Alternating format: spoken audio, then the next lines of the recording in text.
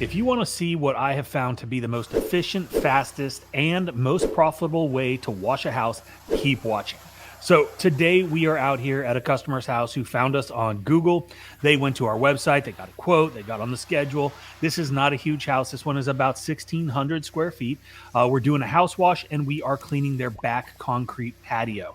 And as you can see, this is a one-story vinyl house, and it looks like it really hasn't been cleaned in quite some time. And one of the questions we have built into the pricing matrix is, when was the last time that your house was washed? There's a little drop down, and it goes from 1 to 5 years. And this gives us a pretty good indication of how dirty it's actually going to be without relying completely on a square foot price or anything like that. And you can also add a percentage or a flat rate upcharge based on the number of years since it was last cleaned.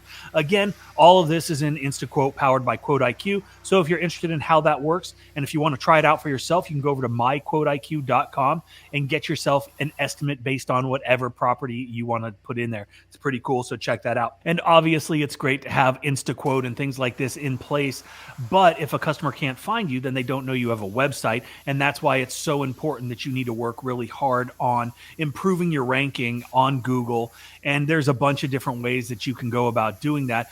But one of the most important things is to have a Google business profile set up. You have it optimized. Make sure you've got everything filled out, and Google's going to tell you to fill it out more. They got all kinds of checks and balances in there, because again, if you don't have this in place, people just are going to assume that you're not a legitimate business, or they're just not going to find you. Then they're not going to call you. They're not going to give you their money. And then they're just going to go with somebody else.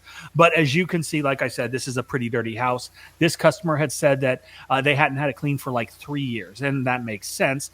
Down here where we live, it is hot and it is humid and mildew grows like crazy, which is great for our business. It's not a great thing for a homeowner that doesn't like mildew. But when we're dealing with houses with a bunch of organic buildup, we will typically use our 12-volt soft wash system to apply our bleach and water solution. Now, obviously, we do this because we're able to put a much stronger mix on the surface that's being cleaned than we can with our pressure washer and our chemical injector. And real quick, if you're wanting to start a new business, make more money than you ever have before, keep more money because you're not working for somebody else and you can put it in your pocket, not theirs, and you're willing to put in the work, we built How to Wash for you. Not only do we teach you how to wash every surface on a residential property, how to mix the chemicals as well as the specialty chemicals you're going to need.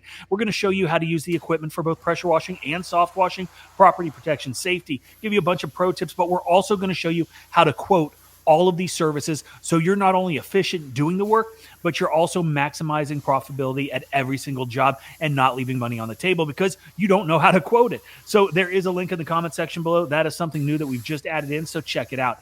Okay, so obviously on our trailers, we have both pressure washers with downstream injectors and 12 and 24 volt soft wash pumps. Each of the soft wash pumps are connected to a proportioner, and what these things do is they allow us to dial in the percentage of SH that we are applying. SH is bleach, sodium hypochlorite, if you don't know. And it's really important that you monitor your percentages of what you're applying, because if you put too strong a mix on, you risk damaging your customer's property, specifically any kind of vegetation. I'm talking plants, flowers, bushes, even trees. And there are some surfaces that can also have an adverse reaction to stronger mixes, so you got to be careful out there. And the other component with using a proportioner and not going so strong is waste. If you're using too much and it's not needed, that is money you are throwing away. It's going down the drain, literally. So it's really important to understand the surfaces that you're cleaning, what ratios are needed for those surfaces, and then also having the knowledge to increase or decrease the ratios based on a bunch of different factors. How dirty is the surface that you're cleaning?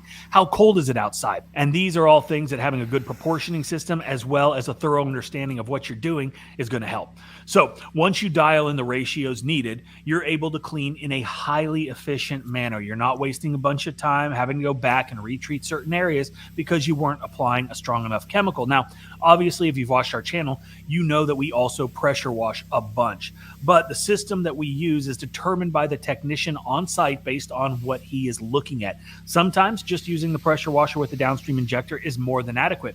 If the buildup isn't that significant and you don't need to get super aggressive with your detergents, this can be a very fast and a very efficient way to go about cleaning whatever it is that you're cleaning.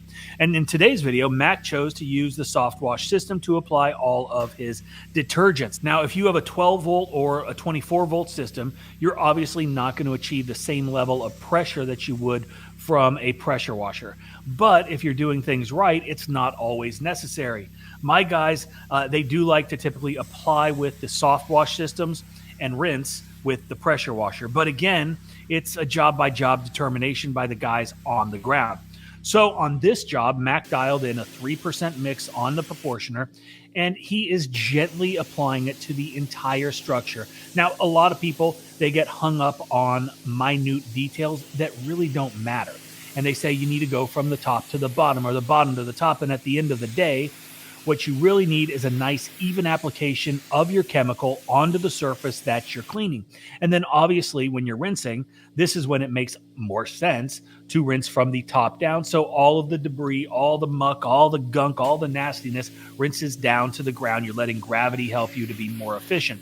It's the same principle as washing from the highest point on a flat surface downward. You don't want to be fighting against yourself, creating more work. You need to step back, survey the area, and then determine the highest point and then work that way. So everything is going downhill and you're not having to push it all. So that's just a little helpful hint. Anyway, this video is sped up, but there is dwell time involved with any time you're washing, right? You need to let your chemicals do their job. And 99% of the time, it's not about pressure, right? Yes, we use pressure when we're surface cleaning. Yes, you're going to use pressure in certain scenarios where it's needed.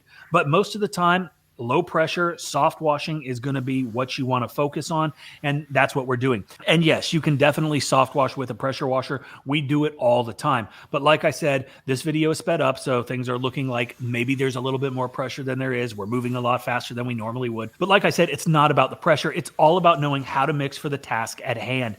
And again, a couple things come into play when you are applying and allowing your chemical to dwell. Okay, the first, and we talked about this a little bit earlier, is the temperature. Now, bleach doesn't work as well in the cold. So you're going to have to let it sit a little bit longer. Maybe it's going to have to be a little bit stronger so it works a little bit faster. Now, the other thing is if it's super hot outside, you don't want to apply it and let it dry. You want to work a lot faster because if you let bleach dry on pretty much any surface, you're going to run into issues with rinsing, right? You're going to have to spend more time rinsing than you typically would if you didn't allow it to dry. You're going to have spots on windows. You're going to have spots on shutters. You're going to have the telltale signs of dried bleach, and it can become a little bit time consuming when you're having to go back and rinse all of that off because, you know, when the bleach dries, it's salt that's left behind. You got to get that off. And again, it just eats into your profitability and your time. So in a nutshell, you need to understand how to mix the chemicals, what chemicals to use. You need to know what equipment is the best to apply.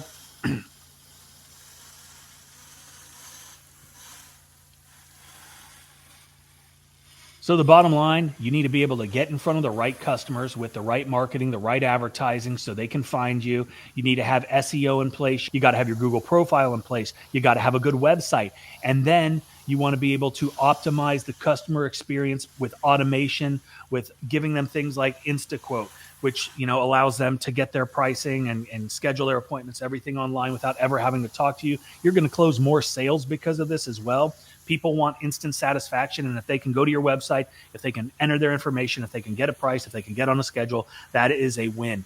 But as far as the cleaning of the property goes, you have to understand how to use the right chemicals, the mixes, how to apply it, how to work efficiently in a manner that's going to allow you to get in and out as quickly as possible while still doing a phenomenal job so those customers keep calling you back. That is it. I hope you enjoyed. Thanks again.